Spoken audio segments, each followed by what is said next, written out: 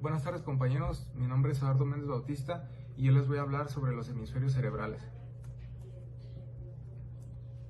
¿Qué son los hemisferios? Bien, el cerebro está constituido por dos mitades, la mitad derecha llamada hemisferio derecho y la mitad izquierda llamada hemisferio izquierdo. Ambos hemisferios están conectados entre sí por una estructura denominada cuerpo calloso, formado por millones de fibras nerviosas que recorren todo el cerebro. Gracias a estas fibras, los dos hemisferios están continuamente conectados. Cada hemisferio está especializado en funciones diferentes. De ahí que uno de los aspectos fundamentales en la organización del cerebro lo constituyan las diferentes funcionales que existen entre los dos hemisferios, ya que se ha descubierto que cada uno de ellos está especializado en conductas distintas. Conviene saber también que existe una relación invertida entre los dos hemisferios en nuestro cuerpo. Por consiguiente, el hemisferio derecho se encarga de coordinar el movimiento de la parte izquierda de nuestro cuerpo y el hemisferio izquierdo coordina la parte derecha. ¿Qué función tienen? Por el lado izquierdo procesa la lectura, la escritura, las matemáticas y habilidades de comprensión, mientras que por el derecho procesa expresiones artísticas. Otra de sus funciones es que cuando predomina en el hemisferio izquierdo, la persona es más sistemática, es más lógica, es más objetiva, se fija en diferencias, es más estructurada, prefiere certeza, es más analítica, depende del lenguaje, prefiere hablar y controla sus sentimientos. Mientras que por el lado derecho, la persona actúa más al azar, es más intuitiva, es más subjetiva, se fija en similaridades, es más espontánea, prefiere flexibilidad, es más sintética, depende de imágenes, prefiere dibujar y expresa libremente sus sentimientos. ¿Existe un hemisferio dominante? El hemisferio que más se ha estudiado ha sido el izquierdo, ya que la mayoría de los estudios apuntan a que se trata del hemisferio dominante. Parece ser que en los diestros domina el hemisferio izquierdo y en los zurdos el hemisferio derecho, pero esto no quiere decir que tanto zurdos como diestros no puedan desarrollar mejor el hemisferio no dominante, ya que como se ha dicho anteriormente, ambos están conectados. De hecho, las personas que tienen el cerebro muy desarrollado utilizan simultáneamente los dos hemisferios. Cada hemisferio es responsable de la mitad del cuerpo situada en el lado opuesto. Por el lado izquierdo, está más especializado en el manejo de los símbolos de cualquier tipo, como son el lenguaje, el álgebra, símbolos químicos y partituras musicales.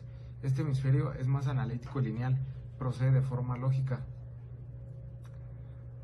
Por el lado derecho es más efectivo en la percepción del espacio, es más global, sintético e intuitivo. Este hemisferio es más imaginativo y emocional, y los símbolos que maneja es intuición, imaginación, sentido artístico y percepción tridimensional. Este es un ejemplo en el que consiste en leer lo normal y no importa el orden en el que esté escrito las palabras, siempre y cuando la primera letra y la última estén en orden, vas a poder leerlo sin ningún problema.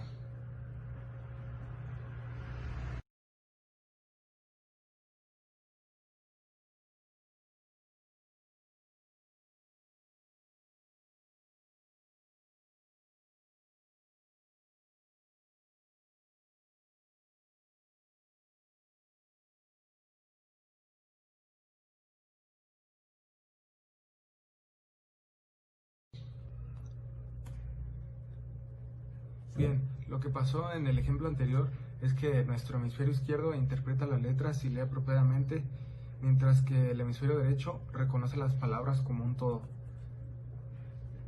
Este es otro ejemplo en el que consiste en leer el color sin decir la palabra.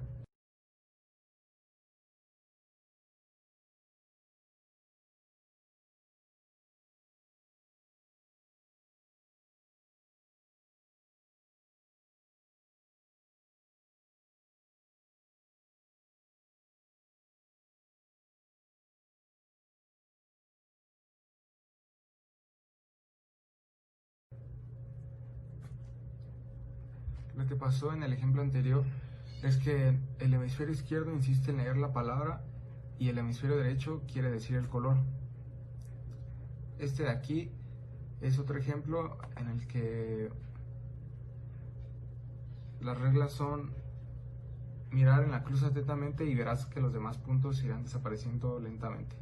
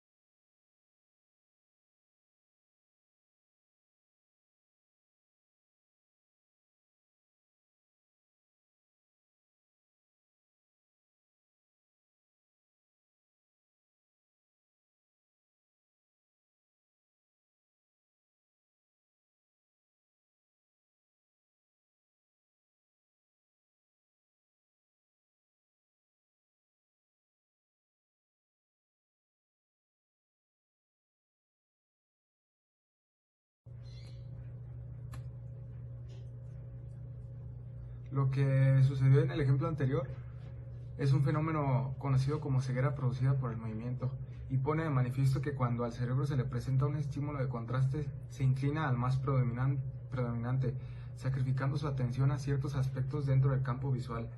Lo más curioso es que este fenómeno lo podríamos experimentar en algunos casos en la vida diaria sin que nos demos cuenta. Bueno, compañeros, esto fue todo de mi parte. Les agradezco que hayan visto este video y si tienen alguna duda me lo pueden poner en comentarios y yo con gusto les responderé. Gracias. ¿Qué tal, compañeros? Mi nombre es Juan José González Quintana y yo les voy a hablar sobre la creatividad. Primero que nada, ¿qué es la creatividad?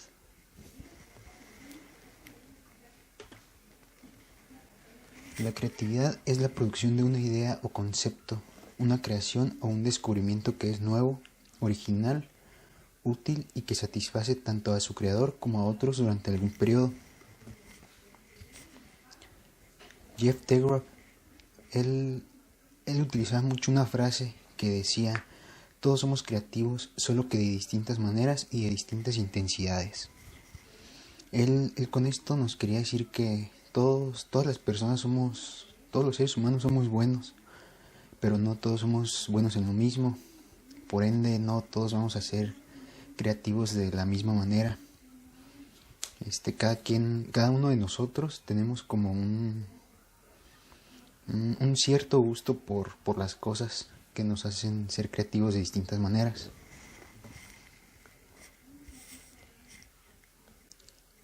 Después, tipos de creatividad. Los tipos de creatividad son 5. Les voy a hablar primeramente de la creatividad mimética. La creatividad mimética es la forma más básica de la creatividad, que consiste en tomar una idea de un área o disciplina y aplicarla en otra. Steve Jobs, fundador de Apple Inc., consideraba esta capacidad de moverse a través de los límites para adaptar las ideas como la clave para la creatividad útil. Steve Jobs utilizaba o decía más bien en las conferencias que dio la siguiente frase que decía: la creatividad es simplemente conectar cosas. Cuando le preguntas a las personas creativas cómo hicieron algo, se sienten un poco culpables porque realmente no lo hicieron, simplemente vieron algo, les pareció obvio después de un tiempo.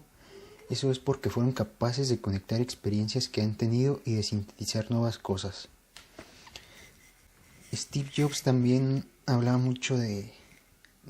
Él utilizaba mucho un ejemplo de cuando él era pequeño, que él nos decía que cuando él era pequeño, una vez un vecino de él y Steve hicieron una pulidora de piedras que consistía en poner una lata de café con unas aspas que giraban adentro de ella.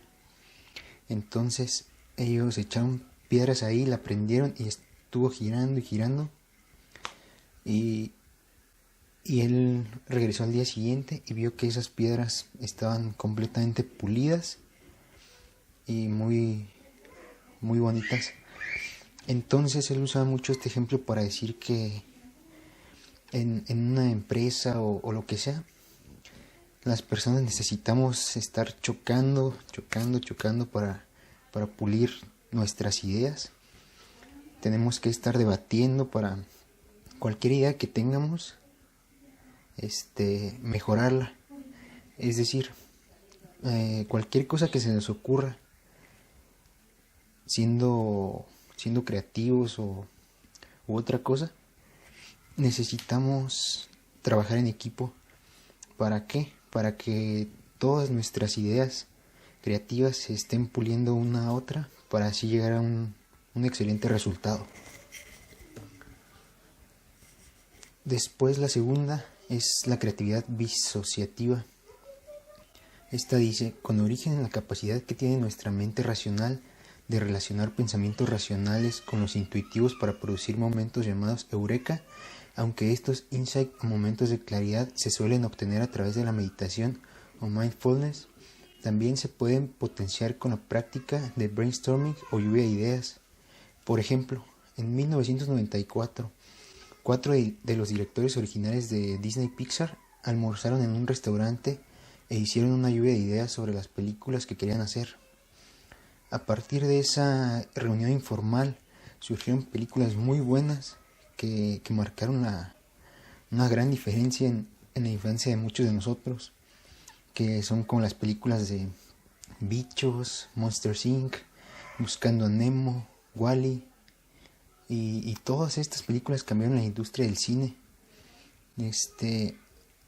Así como nos dice el profesor Lalo, la creatividad o los grandes proyectos surgen de alguna idea, aunque sea muy tonta que parezca. Esto sucedió con estos directores que estuvieron desayunando y hablando de, a lo mejor tontamente, pero de ahí surgieron películas muy buenas.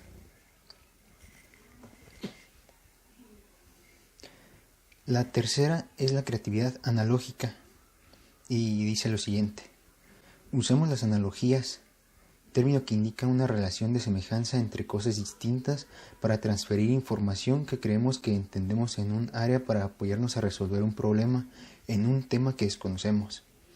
Los grandes innovadores, desde Arquímedes con la bañera hasta Einstein montando su ascensor de la relatividad, han utilizado analogías para resolver problemas complejos.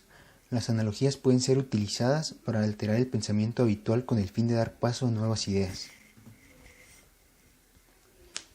Después sigue la creatividad narrativa. Esta dice: las historias son una compleja mezcla de personajes, acciones, tramas, descripciones y gramática. Como contamos la historia, puede energizar la anécdota más trivial o apagar la historia más emocionante y cautivadora.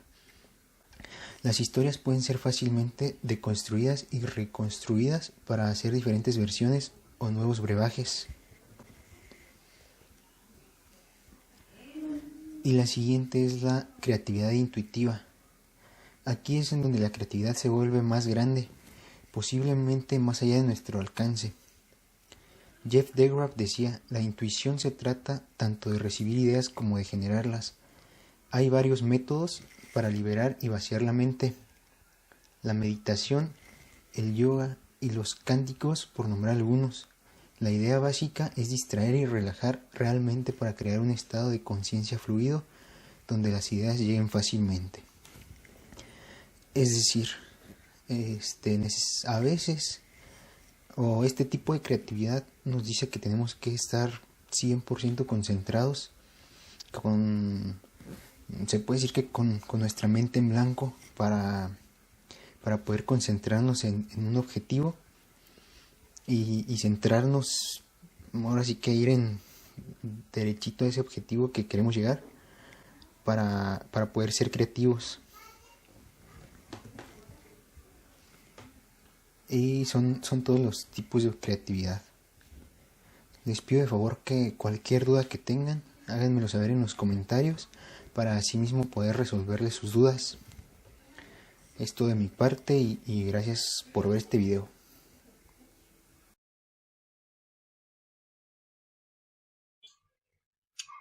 ¿Qué tal? Mi nombre es Cristian Joel Orozco Virrueta y de mi parte me tocó mencionar los 10 mitos sobre la creatividad. Y pues bueno, empecemos con el primero, que el primero es el siguiente. El mito Eureka. Se dice que las nuevas ideas a veces aparecer de la nada, como si fueran un rayo de inspiración, pero las investigaciones demuestran que en realidad son la culminación de trabajar previamente en un problema. En realidad este pensamiento tuvo tiempo de incubarse en el subconsciente antes de aparecer como innovación. Esto quiere decir que para tener una idea creativa se tiene que trabajar en ello.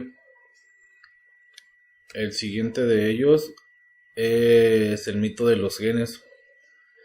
Se dice que muchas personas creen que la habilidad creativa es una cualidad que se hereda con los genes, pero de hecho los estudios demuestran que es totalmente lo contrario.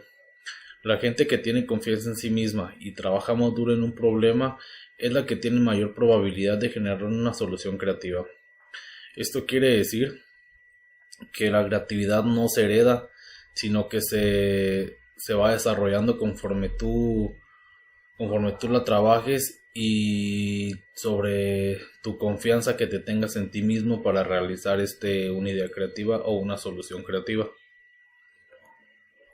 El tercer mito es el mito de la originalidad, y se dice que una idea creativa pertenece a la persona que la presentó primero, pero la historia e investigación empírica demuestran evidencias que las nuevas generalmente son combinaciones de ideas antiguas y que compartirlas ayuda a impulsar más la innovación. Esto quiere decir que las nuevas ideas de hoy tienen una base de las ideas antiguas. Esto con el fin de tener una mayor innovación. El cuarto mito es el mito del experto, y dice que muchas empresas confían en un experto de equipo para generar ideas creativas, pero los estudios muestran que los problemas más difíciles generalmente requieren la perspectiva de un externo o de alguien no limitado por el conocimiento sobre por qué algo no puede realizarse. Esto quiere decir que necesitamos la ayuda de un externo que no tenga limitaciones para saber por qué no puede realizarse esa solución creativa o la idea creativa. El quinto es el mito del incentivo, y se dice que argumenta que conforme mayores sean los incentivos, mayor será la motivación y la productividad innovadora. Esto quiere decir que entre mayor dinero tengan los trabajadores o las personas que realizan las ideas creativas, pues mayor será la productividad. Y también dicen que los incentivos pueden ayudar, pero normalmente hacen más daño que ayuda, debido a que las personas emprenden a engañar al sistema.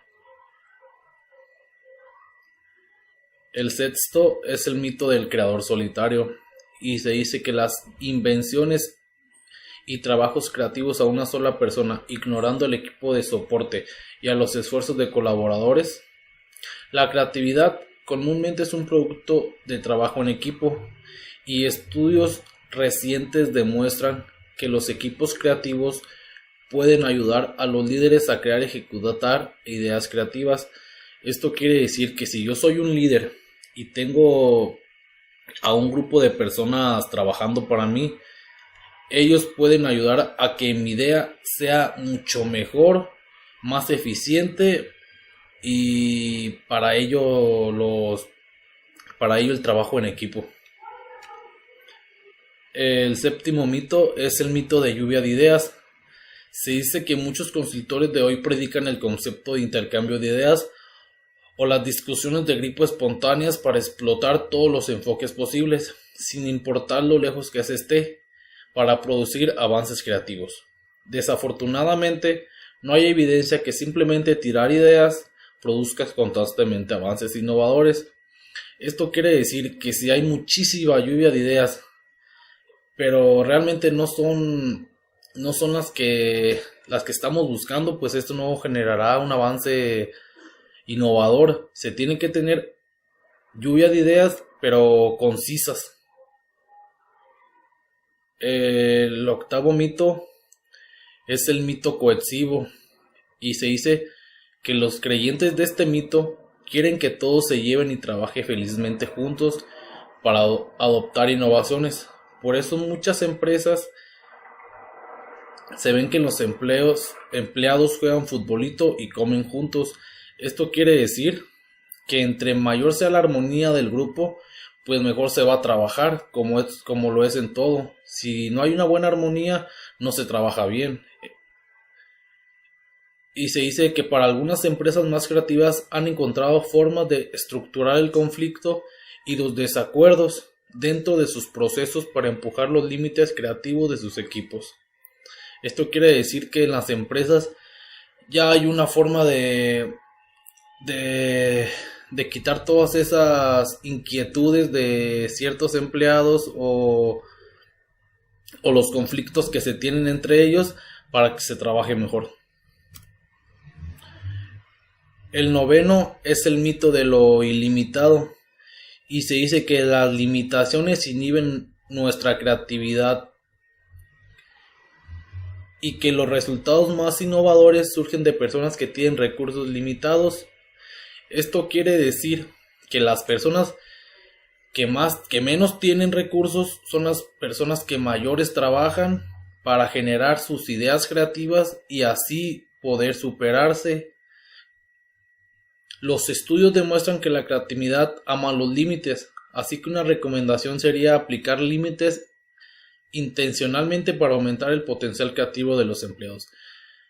Pues esto dice prácticamente que las empresas les va a poner límites para que sus empleados trabajen de mayor calidad, con mayor calidad. El 10º mito es el mito de la ratonera. Se dice que algunos falsamente creen que una vez que se tiene una nueva idea, el trabajo está hecho, pero esto no servirá de nada si no se ejecuta, comunica y se dirige a los consumidores correctos. Bueno, pues esto quiere decir que si tú tienes una idea, pero no la sabes llevar acorde, esta no te funcionará. Tienes que dirigirte a los consumidores correctos, ejecutarla bien para que esto sea un éxito. Y pues bueno, espero les haya gustado este video y cualquier duda pues háganmelo saber por los comentarios. Y sería todo de mi parte, gracias. Hola, ¿qué tal? Yo les voy a hablar sobre el tema que me tocó, el cual es los factores que inhiben la creatividad. Mi nombre es Pedro Enrique Mora y pues vamos a comenzar con este tema. Primero que nada quiero explicar qué es inhibir. Inhibir es reprimir, impedir la manifestación de una reacción o conducta fisiológica o psicológica, que nosotros nos vamos a centrar más en lo psicológico, que es lo que estamos abarcando en estas clases. Y aquí vamos a empezar ya con los factores que son obstáculos. Son 3 obstáculos, los cuales vamos a ver a continuación. El primero es el obstáculo de tipo emocional. Comenta que las ideas ridículas son tan buenas como cualquier otra para llegar a una reasociación creativa. En un proceso de resolución de un problema, una idea no puede ser calificada como ridícula hasta que no sea valorada, y eso pertenece pues a una fase posterior. Por ejemplo, el por qué a veces se siente que es ridícula o así, que es por miedo a cometer un error o hacer el ridículo, rigidez de pensamiento, una sobremotivación por terminar rápidamente, un deseo de seguridad, miedo a superiores y desconfianza en colegas. Por eso a veces se llega a omitir muchas de las ideas que las personas tienen por miedo a que digan que es una idea ridícula o cualquier tipo de cosas, por miedo a que cuestionen su idea, pero no se puede cuestionar hasta que ya sea valorada y calificada. La siguiente es el obstáculo de tipo cultural. Comenta que están básicamente relacionados con el contexto social y cultural del medio en el que se toman las decisiones. Por ejemplo, el deseo de conformarse con un patrón de comportamiento adaptado y aceptado por los demás, considerar que se debe ser práctico y económico, ser demasiado inquisitivo y dudar de todo se considera como falta de educación, énfasis en la competencia o en la cooperación, tomar en cuenta los datos estadísticos en forma rígida y literal, hacer generalizaciones rígidas como estereotipos, énfasis exagerado en la razón o en la lógica, tendencia a tomar una actitud de todo o nada, y entre otros ejemplos de que están relacionados con lo cultural, que es en lo que mucha gente también se basa, y por eso nunca se llegan a dar las ideas, incluso porque ellos piensan que con ello pueden en su religión hacer un mal acto, aunque pues por eso ya no lo llegan a hacer. Todo es dependiendo de la cultura en la que se encuentren. Y vamos con la siguiente y última, que es obstáculo de tipo perceptual. Bueno, prácticamente dice que cuando se entra en una dinámica creativa y se busca ser recompensado por su mayor efectividad, se entra en una espiral que estimula el comportamiento creativo más y más. Se puede decir lo contrario: una persona castigada con el ridículo, por ejemplo, en una situación creativa, tenderá a retraerse y renunciará a crear pues las ideas, tendrá dificultad para aislar el problema, dificultad causada por limitar demasiado el problema, inhabilidad para definir términos, fracaso en utilizar todos los sentidos en la observación y dificultad por no investigar lo que es obvio, y pues claramente entre otras. Esto sería todo de mi parte. A continuación, dejaré un pequeño video un poco más gráfico para que se entienda un poco mejor, que lo entiendan, pongan más atención, ya que esto pues es un método un poco anticuado, y creo que con video y algo más animado se quedará más entendido este tema. Igual cualquier duda que tengan, la pueden dejar en la caja de los comentarios y pues ahí les responderemos. Cualquier ejemplo, duda o cuestión que tengan, ahí nosotros responderemos en breve. Y pues muchas gracias.